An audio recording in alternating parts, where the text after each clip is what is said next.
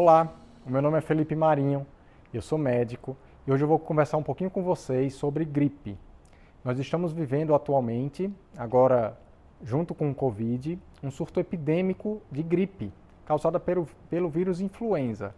E eu tenho percebido que muito do terror, do pavor que aconteceu com a gente nos últimos praticamente 2 anos por conta do Covid está se renovando com a nova epidemia do influenza. E é por isso que eu resolvi trazer algumas informações bem relevantes para os pacientes, para no fim das contas tentar acalmar com informação de qualidade vocês que estão aí do outro lado. Então, a gripe, ela é um evento que acontece sazonalmente, ela acontece todos os anos. E ela é causada geralmente pelo influenza, que tem mais de um subtipo, e esses vírus eles circulam no mundo a todo tempo. E com essa circulação é natural que aconteçam algumas mutações e esse vírus renovado ele retorna todo ano para nos causar essa gripe. É exatamente por isso que a gente se vacina todo ano, mas essa vacinação ela não nos garante a imunidade eterna, né? A gente tem um certo grau de proteção, mas essa proteção ela é parcial, porque o vírus vai mudando, vai mutando e aí novas cepas vão chegando. Então, nesse gráfico que vocês estão vendo, a gente tem o gráfico do que aconteceu com o Brasil em 2019 com relação aos vírus respiratórios. Percebam que nas semanas que contemplam os meses de entre março, abril e maio, é onde a gente tem o nosso pico das viroses respiratórias. Isso já é esperado, isso já sempre aconteceu. E nesse gráfico fica muito claro que aqui nas barrinhas laranjas, eu vou marcar, na barrinha laranja a gente tem o vírus influenza H1N1, que é um tipo de influenza. O influenza tipo A, que é o H3N2, está na barrinha azul. O influenza B na barrinha em verde. Então vocês vejam que toda essa manifestação viral, ela acontece de forma sazonal. O pico é um pouco antes do nosso inverno. No hemisfério norte é o contrário, né? O pico vem lá para o fim do ano, perto do inverno no hemisfério norte. E isso já era esperado. O que não é esperado e o que mudou? Com a chegada do coronavírus, a gente, para tentar retardar os picos, para retardar a transmissão, as pessoas ficaram muito em casa, as pessoas se isolaram, as pessoas usaram máscaras e elas conseguiram, de certa forma, abrandar a transmissão de muitos vírus respiratórios. Então, o que eu trouxe aqui para vocês nesse segundo gráfico é o seguinte. Aqui é a curva de casos confirmados no Rio Grande do Norte de Covid, o gráfico de cima em azul. O gráfico em vermelho são os casos que foram descartados. Então, eu vou marcar para vocês o início do ano de 2021, que é o ano que a gente está terminando. Então, esse 2021, ele começou aqui para o Covid. Tá? Então, isso aqui é 2021. Vejam que a gente teve um pico muito grande no começo do ano, quando era esperado ter o pico do influenza. E claro que a maior parte dos casos foram de fato Covid. Mas eu queria que vocês prestassem atenção nesse gráfico, aqui no finzinho dele. A gente tem uma nova elevação do Covid, mas vejam que o gráfico de baixo, que são os casos descartados, ele teve uma grande quantidade de casos descartados aqui, perto dessa última pequena onda, que foram casos respiratórios, mas que não se confirmaram Covid. Claro que aqui dentro tem pacientes que testaram tardiamente, claro que aqui dentro tem pacientes que tiveram seus testes falsos negativos, claro que aqui dentro tiveram também pacientes com outras viroses respiratórias. E o influenza está aqui no meio, né? Então, o que era para ter acontecido no começo do ano terminou chegando para a gente um pouquinho depois, mas certamente isso fazia parte de uma previsão, estava dentro de um esperado, de uma resposta esperada, e isso acontece todos os anos. Isso aconteceu muito provavelmente porque depois daquela grande onda do começo do ano, as pessoas cansaram um pouco do Covid e se sentiram mais seguras depois do início da vacinação para voltar às suas atividades, voltar a circular, voltar a encontrar pessoas. Então os vírus respiratórios que não estavam circulando, eles voltam a circular. Muito bem. Então, nós temos basicamente 3 tipos de influenza, mas desses, apenas 2 dão o quadro típico de gripe, que é o influenza A e o B. E o influenza A ainda tem 2 subtipos que são bem conhecidos da gente, né? O H1N1 e e o H3N2, que é essa variante que está circulando um pouquinho mais agora. O quadro gripal, ele tem seus sintomas esperados, né? Muitos de vocês já tiveram gripe, muitos tiveram também sintomas que vocês atribuem à gripe, que não foram gripes, foram outros vírus respiratórios, que na maioria das vezes dão sintomas muito mais compatíveis com o que a gente chama de resfriado. Eu vou falar um pouquinho disso depois. Mas a gripe, ela é marcada pela febre. A febre é um sintoma muito presente na gripe e geralmente é uma febre alta. É uma febre que incomoda o paciente, é uma febre que tira as energias do paciente. Junto dessa febre, a gente tem muita dor de cabeça e muita dor no corpo. Essa dor no corpo termina gerando uma fadiga, uma falta de energia para fazer as coisas e isso termina atrapalhando as atividades do paciente no seu dia a dia, de uma forma importante. Nenhum desses sintomas, no entanto, falam sobre gravidade da doença. Tá? Aqui, esses sintomas são sintomas comuns, são sintomas frequentes. Não é porque a doença não é grave que ela não impacta a sua qualidade de vida. Sim, nessa hora sua qualidade de vida está ruim, você está acamado, você está indisposto, você não consegue fazer suas coisas. Mas você provavelmente não tem os sintomas graves. E a gente vai falar um pouquinho dos sintomas graves um pouco mais para frente. A tosse e a dor na garganta também são frequentes. A tosse geralmente é uma tosse seca e ela pode ter um comportamento aí que acompanha o paciente por 3 ou 4 semanas, apesar da cura ter acontecido logo no comecinho. Bom, a gripe, ele tem uma evolução esperada e essa evolução esperada acontece dentro de alguns dias. Normalmente o paciente com gripe tem sintomas de gripe que duram de 4 a 5 dias, podendo chegar até 7 dias. Tá? Então é natural que aqueles sintomas que eu falei agora há pouco durem 4, 5 dias. Isso aí está dentro do previsto. Aqueles pacientes que têm quadros gripais mais brandos, que com 1, 2 dias ficam bom, provavelmente não foram causados pelo vírus da gripe, mas sim por outros vírus. E aqui eu posso citar o parainfluenza, o vírus sincicial respiratório, o rinovírus, que são outros vírus que circulam também. Tá? Então o vírus da gripe ele costuma dar um quadro um pouquinho mais arrastado, um quadro um pouco mais florido, com sintomas mais importantes, mas a grande maioria das pessoas não terá os sintomas graves. Então o que você chama de gripe muitas vezes pode ser só um resfriado, principalmente se não tem febre e principalmente se os sintomas são só sintomas nasais superiores, como coriza, espirro, nariz entupido. Bom, o vírus da gripe, ele pode sim evoluir para casos graves. Vocês sabem disso, a gente sabe disso.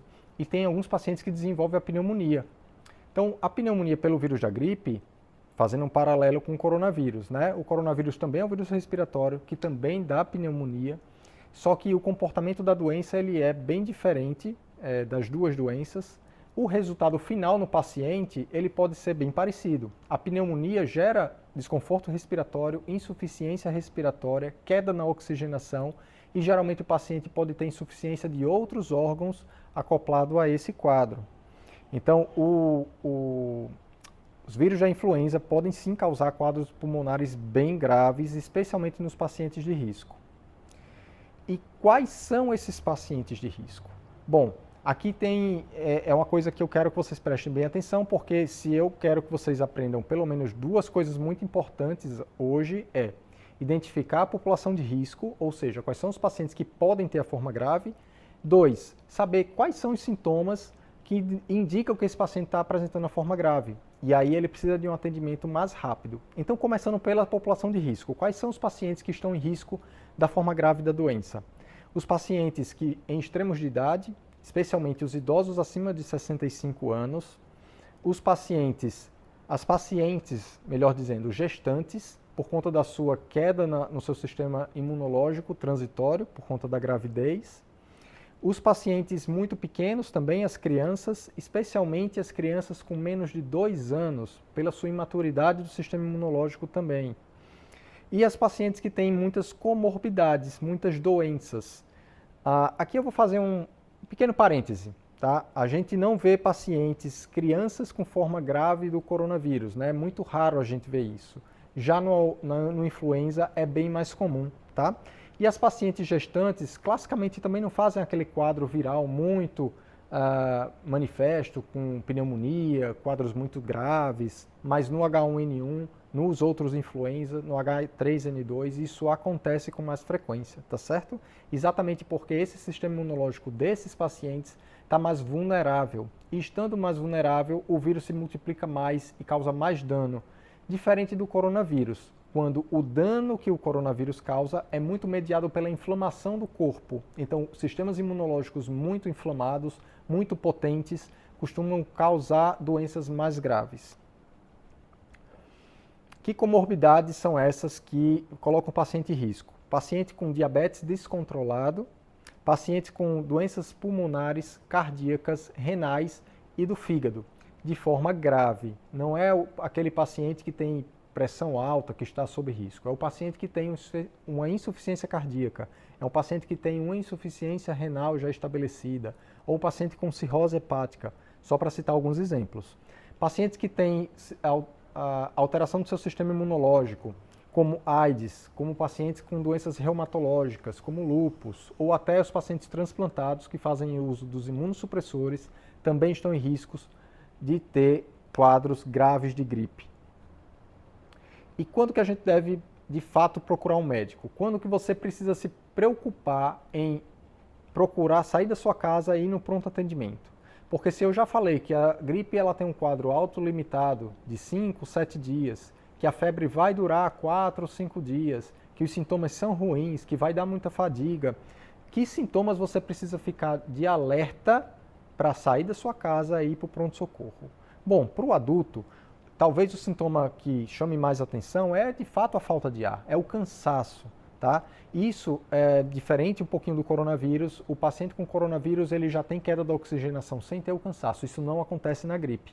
Sempre que eu tiver um quadro grave de gripe, eu vou ter sim a falta de ar, praticamente sempre manifesta. Outro sintoma que pode aparecer, que precisa ficar de alerta, de alarme, né, é a dor no peito ou dor na boca do estômago. Isso pode significar que a sua circulação sanguínea não está acontecendo de uma forma adequada para todos os órgãos. E aí, nesse caso, faz sentido você ir no pronto-socorro, buscar ajuda, fazer uma avaliação com um especialista. Tontura ou sonolência excessiva. Isso pode indicar também que sua pressão está baixa ou que a circulação sanguínea não está adequada. Também procure um médico se você está sentindo isso. Ou se você está tendo muitos vômitos, se você não está conseguindo ingerir uma quantidade adequada de líquidos ou de alimento, e isso pode impactar na sua recuperação. Já para as crianças, alguns sintomas que podem ser analisados são um pouquinho diferentes. As crianças que estão muito irritadas, que não conseguem ficar no colo de ninguém, que não param de chorar, que nada está bom, que nada consegue acalmar, é sintoma de que é sinal de que alguma coisa não está muito legal e precisa levar essa criança para um atendimento médico. Especialmente se essa criança chora muito, mas esse choro não se acompanha de lágrimas. Isso pode ser um indicativo que a criança já está desidratada e aí precisa de fato de um suporte dentro do hospital para essa recuperação. A criança sim pode apresentar falta de ar, mas é mais comum na criança ela ter alteração da coloração da pele. Então o tom azulado da pele, especialmente da boca, nariz e extremidades, pode indicar que ela está com baixo oxigênio e ela precisa de hospital para recuperação, especialmente para receber o oxigênio, mas também para avaliar todo o resto. E se o bebê dorme demais, se ele não acorda para comer, para tomar líquido, se ele está interagindo muito menos do que o habitual, ele pode sim estar com a pressão muito baixa, ou estar com a oxigenação muito baixa e precisa de um hospital. Então, esse eu diria que são os sinais mais importantes para se avaliar numa criança, para que você a leve no pronto-socorro e possa identificar se ela está fazendo a forma grave da doença. E o diagnóstico, geralmente, ele não se baseia em exames complementares. O diagnóstico de gripe é muito do quadro clínico que o paciente está apresentando. Diferente do coronavírus, que a gente tem o teste para ser executado, para identificar se aquele coronavírus é identificado na via respiratória do paciente e em algumas horas esse resultado está disponível. Na gripe isso não é tão prático, isso não é tão rápido, isso não é tão disponível. Então, geralmente, o quadro clínico é muito mais do que suficiente para se suspeitar da gripe, para se diagnosticar a gripe e para começar o tratamento. Existem sim alguns exames que podem ser necessários, mas muito mais para identificar algum comprometimento de algum órgão, como o rim, como o pulmão, mas que não são feitos de rotina. A gente não faz exame para todo paciente com suspeita de gripe para imaginar se esse paciente está com quadro clínico grave. Normalmente, os sinais e sintomas que o paciente nos contam, junto com o exame físico, já são suficientes para saber se o paciente está apresentando a forma grave ou não da doença. Diferente, de novo, do coronavírus, quando alguns exames laboratoriais podem dar dicas sobre a gravidade da doença que ainda não se instalou. Na gripe não existe isso. Quando o quadro da gripe grave está presente, normalmente os sinais clínicos são bem mais floridos, são bem mais fáceis de ser lidos pelo médico. E o que é que você pode fazer em casa para se recuperar da gripe?